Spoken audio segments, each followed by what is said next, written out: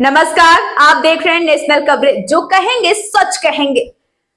और मैं हूं प्रतिमा पांडे। और अब सीधा रुख करते हैं आज की बड़ी खबरों की तरफ। मैं आपके माध्यम से आजमगढ़ की जनता से कहूंगा कि फिर से एक बार, हालांकि आप आजमगढ़ के लोगों ने हमेशा मौका दिया है, आज भी आजमगढ़ के लोगों ने समाजवादी की सरकार को एक तरफा बना रखा है।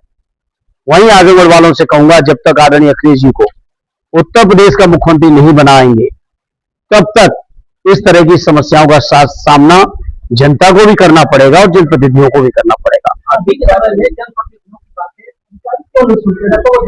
अब इसका जवाब तो अधिकारी से लीजिए। मैंने तो कहा कि कुछ अधिकारी शासन के मुखिया के चापलूसी में खुश करने के लिए, प्रमोशन पाने के लिए और बड़े से बड़ा जिला देने के लिए और बड़े पद लेने के लिए चापलूसी करते हैं अधिकारी। क्या आप नहीं जानते इस बात को?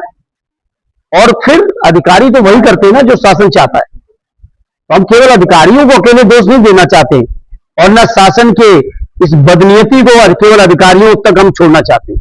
ये शासन की बदनीयत है और इसीलिए मेरा जनता से अपील है कि आने वाले कुछ महीनों के अंदर जब चुनाव होगा तो ऐसे शासन को जो जनता के प्रति संवेदनहीन है। अभी गन्ना किसानों की समस्या आप बताइए। गन्ना की समस्या ऐसी गंभीर समस्या कि हमारे दिवारा के किसानों को अन्य इलाकों से लगभग 35 रुपए कम गन्ने का मूल्य मिलेगा। क्यों? क्योंकि ये दिवारा के लोग समाजवादी लोग हैं। इसको लेकर डॉक्टर साहब ने कई बार सदन में उठाया, हम लोगों ने भी धरना भी दिया रोना पार पे। ये सामने नीट की परीक्षा के माध्यम आप सामने, जब आप साथियों की भी चर्चा हो रही, बताओ क्या हाल है नीट की परीक्षा का। 22 लाख बच्चों का पेपर लीक, उनके कई सालों की कड़ी मेहनत का इन्हें क्या सिला मिल रहा है। कल एक बेटी ने आत्महत्या लिखते हुए अपने माता पिता से माफी मांगते हुए कि हम दोबारा नीट नहीं दे पाएंगे, मुझे माफ कर देना। आप सोचो क्या उस बेटी की मानसिक दिशा होगी, क्या उस माँ बाप के परिवार के भीतर। मैं समझता हूं देश का हर संवेदनशील व्यक्ति ऐसी घटनाओं से व्यथित हो जा रहा है, परेशान हो जा रहा है। जबकि नीट की घटना कोई पहली नहीं है। पिछले बार भी यही मामला उठा था, पिछले साल भी यही तय हुआ था, उसके बाद भी यही हो रहा है। आप बताइए सीबीएसई की परीक्षा का क्या हाल है, उनके नंबर देने का, उनके टेबलेशन का। आप सोचो आपके सामने 2015 से अभी तक 2026 तक जो परीक्षाएं हुई है सेम पैटर्न में लीक हुई है। मतलब कोई उनका पैटर्न चेंज हुआ है, वो या तो एनडीए के लोगों ने भेजा हुआ है या तो बेटा बाहर इसके बाहर जब जा रही है तो ऐसा हो रहा है। तो इसको लेकर के संसद में इस बात की चर्चा नहीं हुई। नहीं, संसद में पिछली बार चर्चा नहीं, ऐसा नहीं कहता। संसद में हम लोग लगातार कोशिश किए, पिछली बार भी घटना हुई थी, लगातार कोशिश किए और नीट पर चर्चा के लिए सरकार तैयार नहीं हुई। बड़ी जिम्मेदारी से कह रहा हूं, पार्टी में चीफ भी हूं, बहुत सदन की भी गंभीर बैठकों में जाने का मुझे सौभाग्य मिलता है। जब जब हम लोग विपक्ष के लोग माननीय स्पीकर महोदय के सामने इस समस्या को लेकर गए, कितनी बड़ी व्यापक समस्या है, इस पर चर्चा का मौका दीजिए, तो स्पष्ट कहते हैं माननीय अध्यक्ष जी कि सरकार तैयार नहीं है। सरकार तैयार नहीं, इसलिए चर्चा नहीं हो सकती। विपक्ष लगातार प्रयास कर रहा है, लेकिन मैंने आपसे कहा ना, जिस तरीके से तंत्र को हावी किया जा रहा है, तो ये तंत्र हावी केवल जिले पर नहीं किया जा रहा है, देश की आखिरी ऊपर से टॉप से लेके बॉटम से लेके टॉप तक हर स्तर पर तंत्र को हावी किया जा रहा है।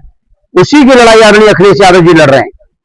नीट के मामले पर भी हम लोग लड़े, जितने पेपर लीक हुए, परीक्षाएं जो रद्द हुई, जो नौकरियों की भर्तियों की परीक्षाएं रद्द हुई, हर स्तर पर हम लोग लड़ने का काम समाजवादी लोग कर रहे हैं और करेंगे।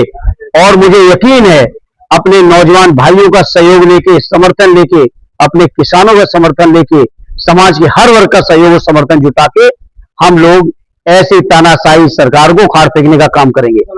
क्योंकि मैं सोचता हूं आजमगढ़ के लोग, मेरे पत्रकार साथियों, क्या आप लोग नहीं जानते हो कि कौन लोग शामिल हैं परीक्षाओं की भर्ती, परीक्षाओं के पेपर लीक कराने में? क्या वो सत्ता के दलाल हैं कि नहीं? क्या वो सत्ता के सहयोगी नेता हैं कि नहीं? लेकिन उन पर कार्रवाई नहीं हो सकती कि कहीं हमारी सरकार ना हिल जाए। भले ही 22 लाख बच्चों का अलग भविष्य सामने है, 69,000 शिक्षकों में जो फंसे वो अलग है, लेखपाल से लेके जितनी भी भर्तियां हुई, हर भर्ती के अंदर जो हाल है वो सामने है।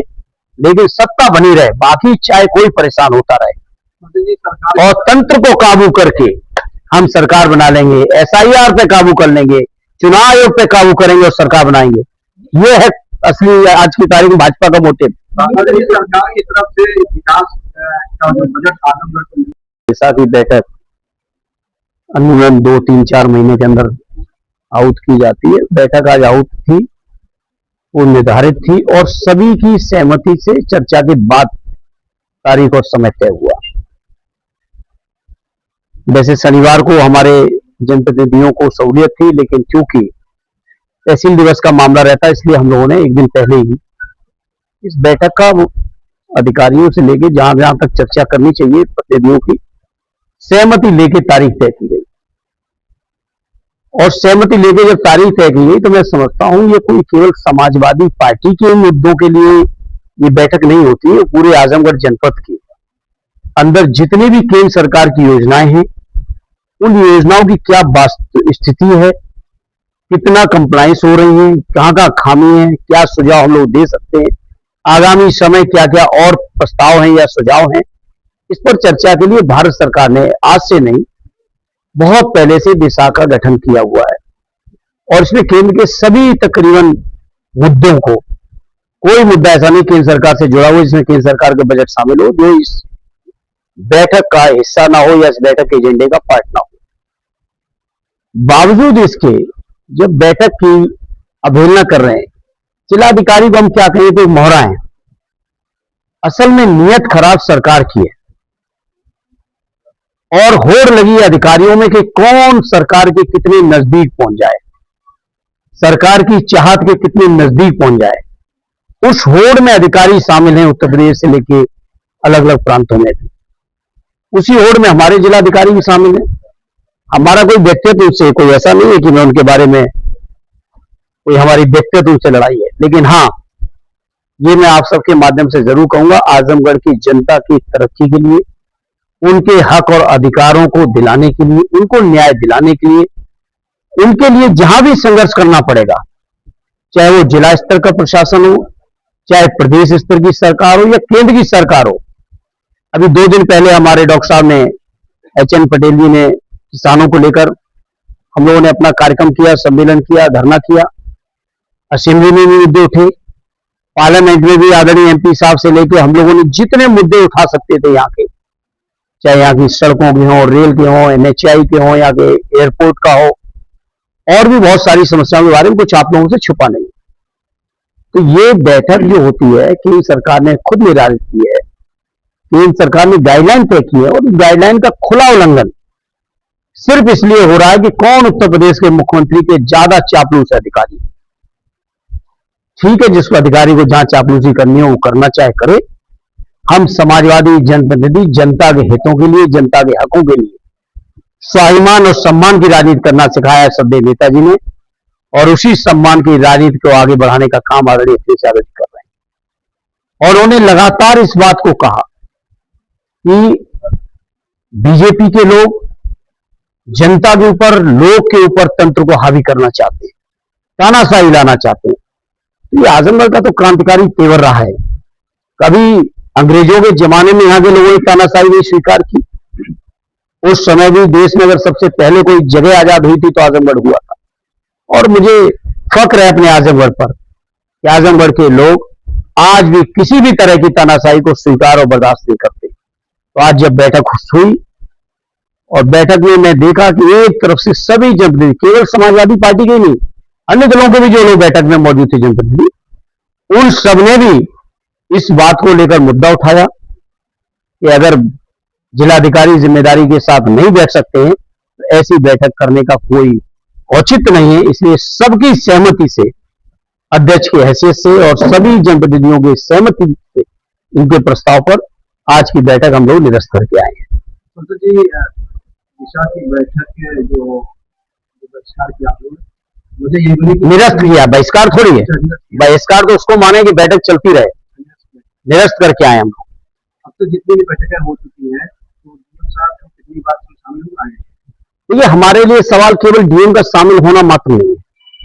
बैठक के जब एजेंडे में आप देखेंगे तो जो आश्वासन पिछली बैठकों में दिया जाता है, एक भी आश्वासन पूरा नहीं होता। जैसा एमपी साहब ने चर्चा की टोल के मामले पर, एनएचआई के मामले पर, जो जिस तरह से फरिया पे बैरियर डाला है, इसी बैठक में आश्वासन दिया था पूरे सदन के सामने, पूरे जिले के जनप्रतिनिधियों के सामने कि 48 घंटे के अंदर वो बैरियर हट जाएगा।